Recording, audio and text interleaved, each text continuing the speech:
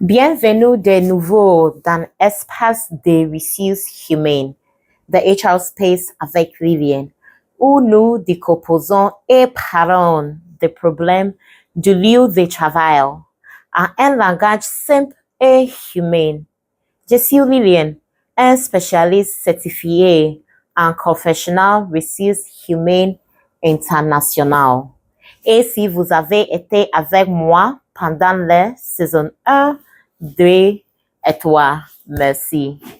We've talked about retention, performance, boundaries on, and how to navigate workplace challenges.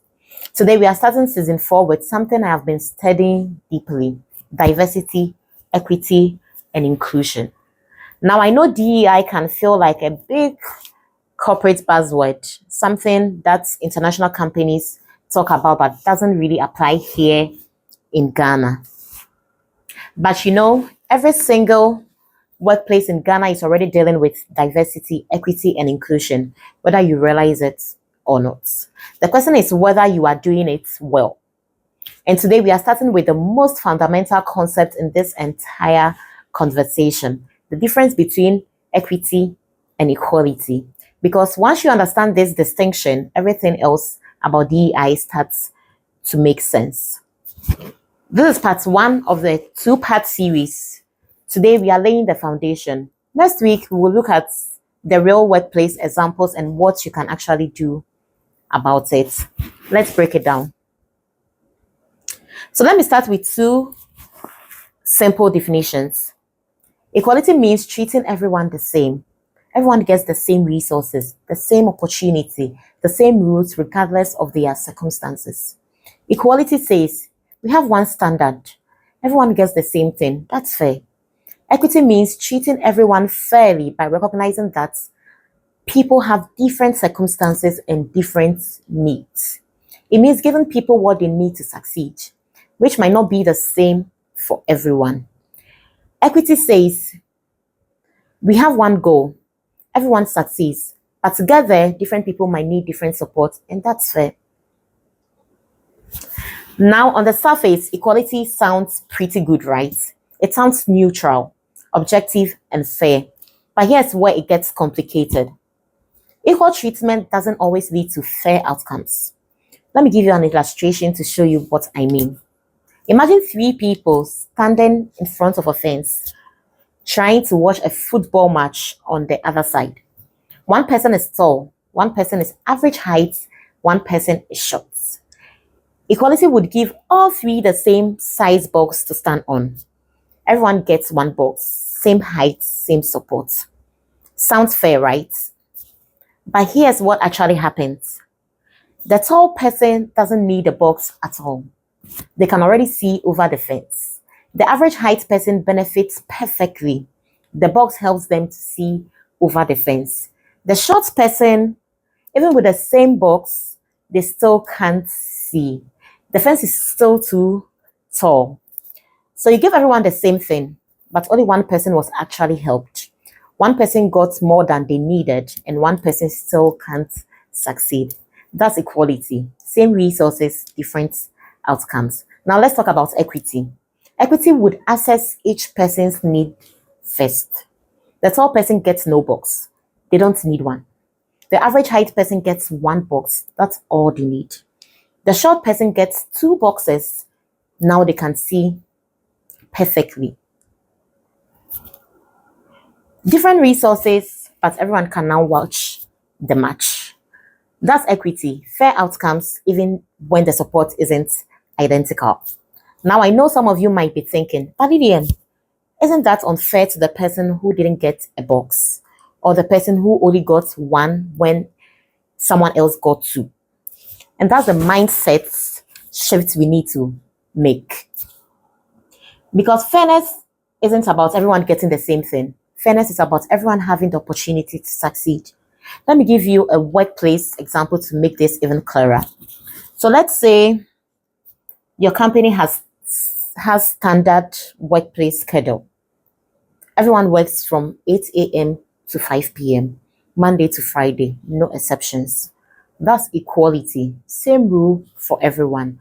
Now imagine 3 employees Employee A is single, no children, lives 15 minutes from the office. The 8 to 5 works perfectly for them. Employee B is single. It's a single mother, let's say that, with 2 young children.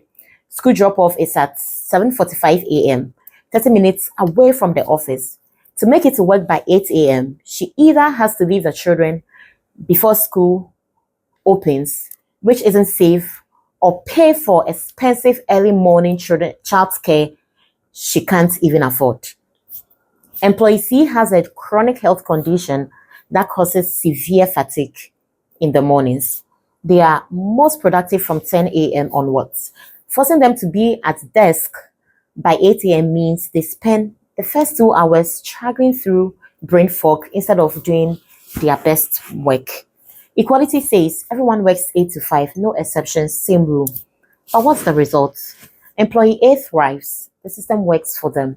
Employee P is constantly stressed, late, or has to make impossible choices between her job and her children. Employee C is burnt out, underperforming, and feels like they are failing even though they are capable. Now, equity asks a different question. What if employee B could work 8:30 to 5:30 to accommodate school drop-off? She still works her full 8 hours. She's still productive. But now she doesn't have to choose between her job and her children's safety. What if employee C could work 10 a.m. to 6 p.m.? They still work their full hours, but now they can actually perform at their best instead of struggling through the morning. Same goal, productivity and presence. Different paths to get there. That's equity. And here's the important part. Employee A doesn't lose anything. They still work 8 to 5 because it works for them. But employee B and C now have what they need to succeed too. Everyone wins. Now you might be thinking, okay, Lilian, I get the concept, but does it really apply to Ghanaian workplaces? Absolutely. Because we have diversity all around us, even if we don't always use that language. We have age diversity, which is older workers with decades of experience working alongside younger workers with fresh ideas and digital skills. Gender diversity, men and women navigating very difficult workplace realities and expectations. Educational diversity, university graduates, polytechnic graduates, vocational training, and self-taught professionals. Ability diversity, people with disabilities, chronic illness, or different physical and mental capacities. You also have socioeconomic diversity, people from different economic backgrounds trying to build careers. And family diversity, which is single parents, caregivers for elderly parents, people with no family responsibilities. And if we approach all of this with an equality mindset, everyone gets the same thing, we will fail some of our people. Not because we are bad or discriminatory, but because we are not paying attention to what people actually need to succeed. Equity asks us to pay attention. It asks us to notice when someone is struggling, not because they are incapable, but because the system wasn't designed with them in mind. It asks us to make adjustments, not to give unfair advantages, but to remove barriers so everyone can actually perform at their best. And it asks us to let go of the idea that fairness means sameness, because it doesn't. Fairness means everyone has what they need to succeed. And sometimes that looks different for different people. Here's what I want you to take away from part 1. Equality and equity are not the same. Equality treats everyone the same. Equity treats everyone fairly. Equality gives everyone the same resources. Equity gives everyone what they need. Equality sounds fair on paper. Equity creates fair outcomes in reality. And in workplaces where people from different backgrounds have different needs and face different barriers, equity is what actually works. Now, I know this raises questions. You might be thinking, isn't equity just special treatment? Where do we draw the line? What does it look like in a real Ghanaian workplaces? How do I actually implement this? And those are great questions. We are going to address all of them in part 2. Next week, I am going to show you real work examples, both where equity works well and where it fails completely. We will also talk about what happens when personal relationships replace fairness. And I will give you practical steps you can take, whether you are a manager, an employee, or an HR professional. Because understanding the concept is just the first step. Knowing how to apply it, that's where the real work begins. That is it for part 1 of equity versus equality. If this resonates with you, share it with someone who needs to hear it. And come back next week for part 2, where we get into the real workplace examples and what you can actually do about it. Thanks for joining me on the HR Space with Lilian. Always remember, HR isn't just about policies, it's about people. And I'll see you in part 2. And also don't forget to subscribe, share with your friends, and like. Thank you.